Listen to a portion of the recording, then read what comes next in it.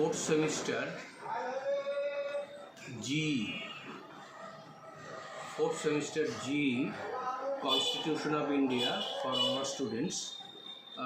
আজকে তোমাদের আলোচনা করব ফান্ডামেন্টাল রাইটস মৌলিক অধিকার article 19, right two freedom article 19। তো আর্টিকেল 19-এ আমাদের ব্যক্তিগত স্বাধীনতার কথা কতগুলো বলা হয়েছে।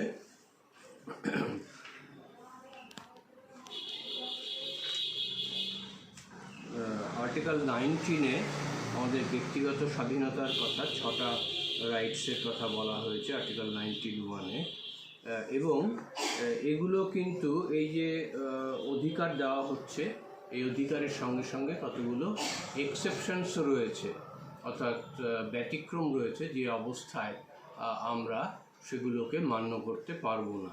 অর্থাৎ সংবিধান এক ক্ষেত্রে আমাদের স্বাধীনতা দিয়েছে এবং অন্য ক্ষেত্রে কতগুলো এক্সেপশনসও বলা হয়েছে। তো তাতে বলা হচ্ছে যে Indian constitution attempts two strike A balance between individual liberty and social control. অর্থাৎ ইন্ডিভিজুয়াল লিবার্টি, ব্যক্তি স্বাধীনতা বা ব্যক্তি স্বাতন্ত্র্যের সঙ্গে সামাজিক নিয়ন্ত্রণের মধ্যে একটা সামঞ্জস্য বিধান করার চেষ্টা করেছে এই আর্টিকেল 19-এর এই কতগুলি স্বাধীনতার অধিকার।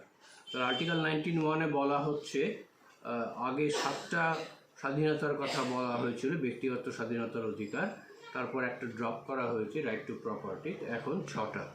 All citizens shall have the right to freedom of speech and expression, to assemble peaceably and without arms, to form associations or unions, to move freely throughout the territory of India, to reside and settle in any part of the territory of India, and to practice any profession or to carry on any occupation, trade or business.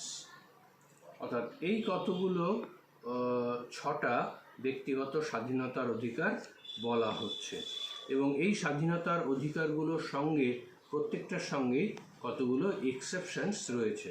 যেমন ধরো, প্রথমটা বলা হচ্ছে যে আমাদের বাক স্বাধীনতা রয়েছে, freedom of speech and expression, কিন্তু তাই বলে রিজনেবল রেস্ট্রিকশনসও দেওয়া হয়েছে, যে defamation, contempt of court, decency আর morality, security of the state, friendly relations with foreign states, incitement to an offence, public order, maintenance of the sovereignty and integrity of India. এই এতগুলো এক্সেপশনস দেওয়া হয়েছে, অর্থাৎ আমরা যা কিছু বলতে পারি না। বাক স্বাধীনতা রয়েছে বটেই, কিন্তু এতগুলো এক্সেপশনস দেওয়া হয়েছে। আচ্ছা, secondly, the freedom of assembly, জমায়েত হওয়ার অধিকার। Freedom of assembly subject to the qualification that the assembly must be peaceable and without arms. অর্থাৎ যে আমরা জমায়েত করা যাবে বা আমরা অ্যাসেম্বলি করতে পারবো, সেটা হচ্ছে must be peaceable and without arms, অর্থাৎ শান্তিপূর্ণভাবে এবং অস্ত্র ছাড়া, and subject to such reasonable restrictions as may be imposed by the state in the interest of public order. এবং স্টেট যেগুলো পাবলিক অর্ডারের ক্ষেত্রে যেগুলো রেস্ট্রিকশনস ইম্পোজ করবে, সেগুলোকে মেনে এই জমায়েত করতে হবে। আচ্ছা, thirdly, all citizens have the right to form associations or unions, but subject to reasonable restrictions imposed by the state in the interest of public order or morality or the sovereignty and integrity of India. অর্থাৎ আমরা associations বা unions করতেই পারি, কিন্তু এক্ষেত্রে state public order বা morality বা দেশের সার্বভৌমত্ব বা অখণ্ডতা রক্ষার জন্য যে রেস্ট্রিকশনস ইম্পোজ করবে, সেগুলোকে আমাদের মেনে চলতে হবে। আচ্ছা, অ্যান্ড ফোর্থলি, দো every citizen shall have the right to move freely throughout the territory of India or to reside and settle in any part of the country, this right shall be subject to restrictions imposed by the state in the interest of the general public or for the protection of the scheduled tribe.